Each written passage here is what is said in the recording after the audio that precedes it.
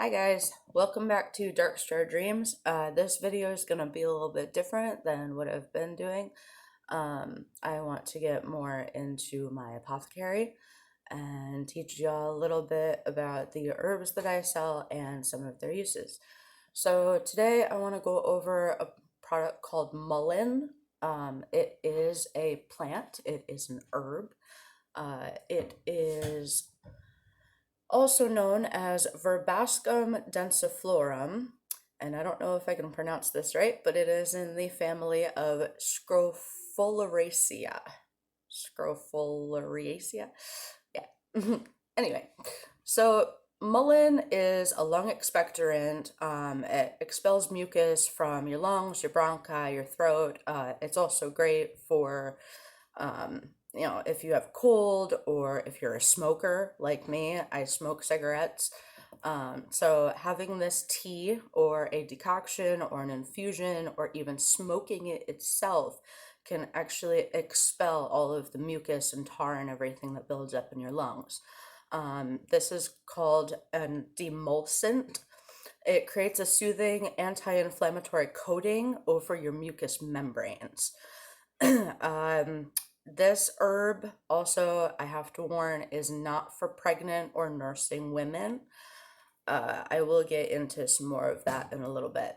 So let me just show you guys what mullein actually looks like. It is a large, huge plant. This plant can grow over 5 feet tall, sometimes 6 feet tall even.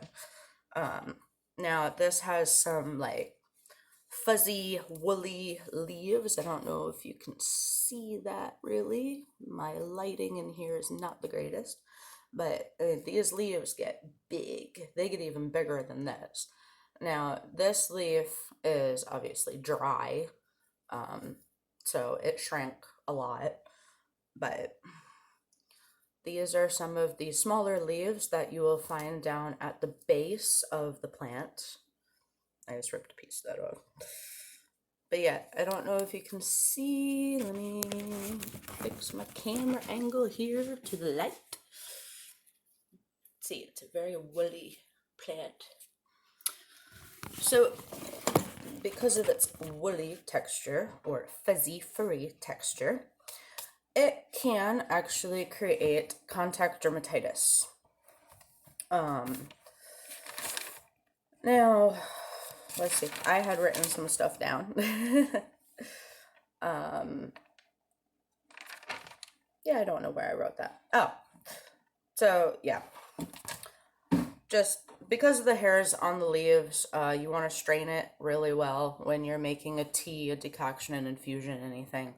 You can make tincture out of this, but I prefer kind of not to. I prefer the tea. But yeah. So just be careful of the hairs. Like, I'm touching it. I'm obviously used to touching it. But yeah, if you're not used to it, it can give you a little bit of skin irritation, a little bit of redness. So just be careful with that. So another thing is on the top of the plant, I've got some of the top of the plant here. You'll see all of these little nubs. All of those nubs will have yellow, small little yellow flowers that grow off of them. And this is where you will find all the teeny tiny little black seeds. They're really, really small. These, just one of these can yield approximately 5,000 to 10,000 seeds. It's quite a lot. So I'm going to teach you guys a little bit about mullein, some of its uses and everything else, and then I'm going to get into making some tea with it. So I'm going to be reading off of my notes. I hope you don't mind. So this one, mullein, it actually treats, it doesn't cure, let me clarify, treats the symptoms of pulmonary problems, inflammatory diseases, asthma, coughing, migraine headaches, and even can help earaches. Earaches, I don't know how it does that. I have not actually looked into that yet. I mostly use mullein for its anti-inflammatory benefits and to help relieve cough and as an expectorant. So let's see. It has 3% of a mucilage. It has saponins and tannins. Now, mucilage, however you want to say it, mucilage, I don't care, is a polysaccharide substance that is extracted as a viscous or a gelatinous solution from plant roots, seeds, and flowers, and it makes medicine. It can actually also be an adhesive because when you extract the mucilage itself from a plant, from a root, from a flower, anything, it actually becomes a gum, like a sticky gum, and so it can be used as an adhesive. I won't be using it that way. So saponins, they are a triterpene glycoside. They are bitter tasting organic chemicals that are foamy when shaken in water. Glycosides are sugars that bond to other organic molecules. So they usually bond to like steroids or triterpene, which is a steroid building block. Saponins are also water and fat soluble. Soluble meaning that they can break down and dissolve in fats or water. Saponins actually decrease blood lipids. They lower the risk for cancer, and they lower your blood glucose response within the body. Saponins, in safe amounts, of course, can help reduce the effects of actually lead poisoning. Isn't that great? So saponins can be found in lupins, lentils, chickpeas, soy, certain types of beans, and peas, and apparently a whole bunch of herbs. Now, they also have the mullein also has tannins. If you've ever actually gone out and eaten some wood sorrel, you will find it very astringent. Those are the tannins. Same with acorns and choke cherries. All of those are extremely rich in tannins. That's why you get that really not sour, but like bitter flavor in your mouth. And it kind of feels like cotton mouth after a while. Or as soon as you bite into a choke cherry, you get all this cotton mouth. Those are the tannins. They're actually an astringent. And it's an astringent and polyphenolic biomolecules that bind to proteins, amino acids, and alkaloids within our body. They help to clot blood over cuts, helps to reduce your blood pressure, and modulate immunoresponse. So modulating immunoresponse is a big, huge one when we're sick and we have a cold, right? So that will help along with the mucilage that is an expectorant. Tannins can be found in, obviously, plants, seeds, bark, wood, leaves, and fruit skins, as well as choke cherry fruit, not just the skins. So, all right. So we have approximately 1 cup of water, a little less than 1 cup of water here. I'm going to put that in my pot here. And we're going to put that on the stove on low heat. So I have one of these. I'm going to show you. I have one of these stoves. So if you have one of these stoves along with me, I usually go to 4. And just let it sit and simmer from there. I'm all over the place with my camera. I know, it's terrible. It is my first video trying to do stuff for my apothecary, so please bear with me. I have some of this out, so I might as well put that away. Oh, so good thing about this. Don't actually try to boil this in water. This top stem here. Yeah, because I found out, now I'm not sure how true it is, but I found on Google, of all places, that the tops of these contain certain chemicals that when heated up turn into toxic chemicals because of the seeds. So go ahead and feel free to look that up. I have no idea how true that actually is, but go ahead and look that up for yourself and let me know if you find anything regarding that. There was one single article that I had come across that had said something about that. So better safe than sorry, I suppose. You know.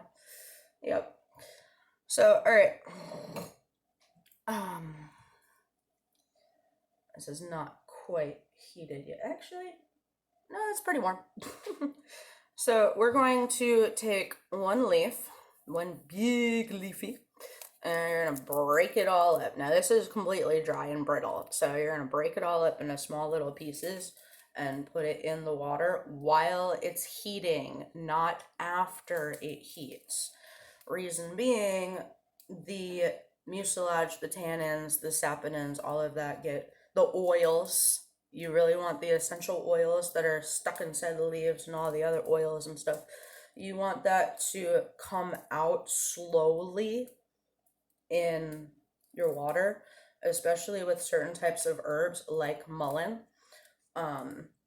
Because if you zap it real fast when you put it in the water, it actually kind of renders it inert in a way. And you won't get as many health benefits from the essential oils that you will be ingesting. So one big huge leaf is plenty enough for a little less than 1 cup of water. I'm gonna put that back in the jar there. Oh, looky.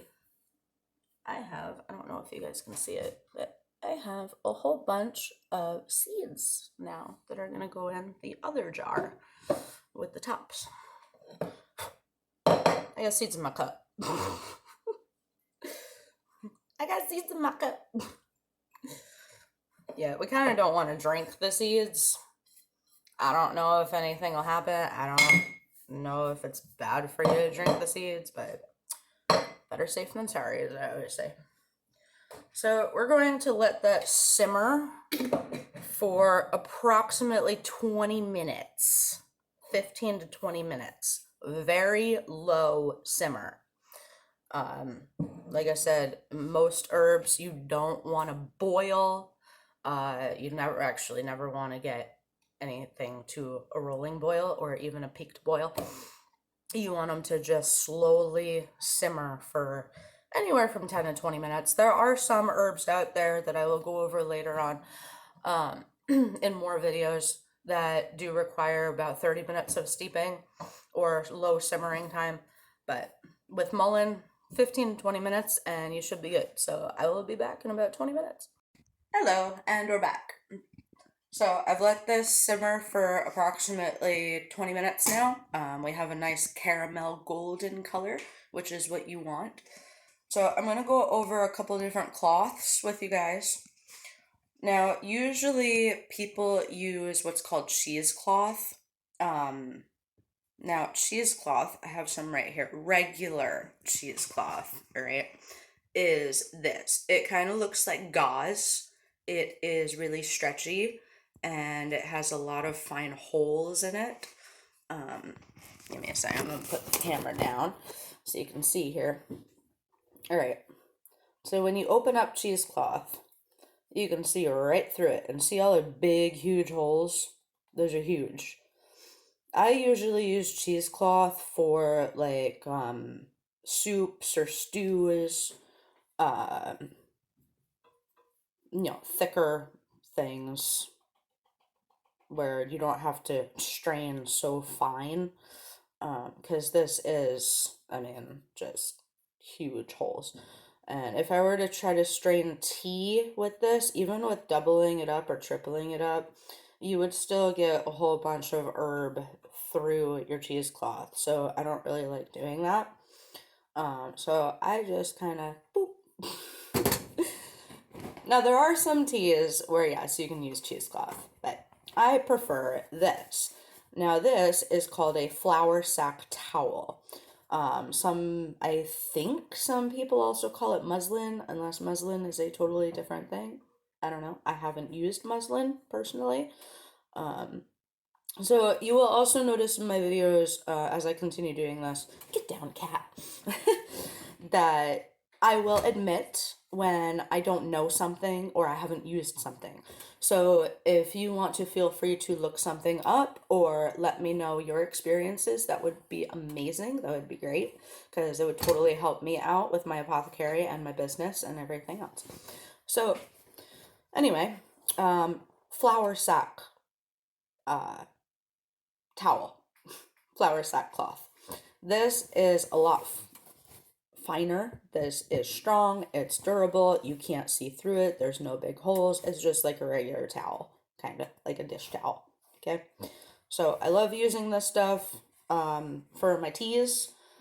Yes, it does strain a lot slower, but I really don't care because if you're making tea, you are making medicine, basically. And we can't make medicine if we're rushing. We can't make a really good tea if we're rushing. We have to give time, love, care, the TLC, you know. And that's what I do with all of my products, all of my herbs. I give a ton of TLC to all of it. So yeah. So I have the mullein is fully done. See this nice bronze caramel color-ish? I don't know if you can see that. Probably not, but yeah. So I'm going to put this in my Pyrex. I lined my Pyrex with this and push it down in the center. So then we're going to dump this in. Get all that goodness in there. So some teas, when you strain them, some of them, yes, you can squeeze them. With mullein, I prefer not to squeeze it because of those fine hairs. Even in flour sack towel, I prefer not to squeeze it. So what I'll usually do is let it sit and then just up, down, up, down, up, down. You know, kind of like your boyfriend. I mean, up, down. So yeah. So I batted around the edges actually to get some out. But I will not squeeze it because I don't want those hairs to come through. Alright, I'm going off camera for a sec here. I'm going to dump that in the garbage because I don't need that anymore. So now we have this nice caramel color. Yay. I'm going to put this in my cup. My teacup. All right, there we go. Super important thing about all herbs. All herbs. I don't care what herb it is. All herbs. Don't use sugar. Don't use sugar. Don't do it. You're going to want to do it. You're going to want to use sugar because you're going to want that sweetness. It's natural for humans to want sweetness. That's great. I have a huge sweet tooth. That is why I don't smile really on camera, except, you know, because my teeth are messed up from my huge sweet tooth. So, sugar, no, don't do it. All right, I'm going to go over here. I'll be right back.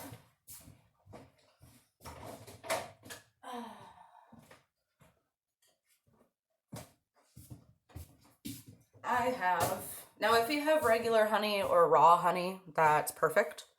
Or Manuka honey. Manuka honey is great. It is one of the best honeys for you on the planet. I think it is the best honey for you on the planet, something like that. I don't know, or one of. But we're gonna take a spoonful of this and then stir it slowly into our tea. Now, as I had said earlier, with boiling, boiling too fast, or char boiling, as I like to call it, because you're charring it, renders things inert, renders the medicinal properties inert, especially with dandelion, which I'll get into that later. But so sugar renders all these things inert, which kind of sucks. Natural sugars, such as different types of honeys or maple syrup, even, will not do that. Now, there is a difference with maple syrup. canister. I do not have any pure, raw, whatever, maple syrup on hand right now, but I do have log cabin. So the thing with table syrup is that it is a very low grade syrup. It is a extremely low grade syrup. You want the higher grades if you're going to be putting maple syrup into any of your infusions, decoctions, teas, whatever. So you want that really good raw syrup or natural syrup, from your local farms. But so yeah, we have tea. Mm. Now, Mullein does not taste great. It really doesn't. Mullein sometimes to some people will taste terrible, and that's fine. But I'm so used to drinking that I just don't care anymore. I have also had the flu for the last couple days, and I have been making this every day since I have started to come down with symptoms of the flu. And it is verified that it is the flu. And as you can see throughout this video, I am not coughing. I am not really sneezing. I have also been taking a whole load of other stuff. So yeah. But if you would like to check out my products, you can go to Dark Star Dreams Apothecary .myecomshop.com. Yes, it's a long name, I know, but it's free, so I don't care. Yeah, so you can go there, you can check out books and anything else that I might have on there. There are some other things, but so yeah, that is Mullein, and that is how to make Mullein tea, and I hope you enjoyed this video. Definitely like and subscribe and click the bell if you want, more videos from me. It's just gonna be me in my kitchen. I'm sorry, it's not all that exciting, but I'm hoping to help people understand herbs better and, figure out how to use them and all of their uses and everything else. So for my first video, I don't think it was too bad. What do you think? Tell me in the comments below. I also apologize for my screen going all black and wonky there, but yeah, and cutting out the word products while I was trying to say it. But anyway, bye guys. See you next time.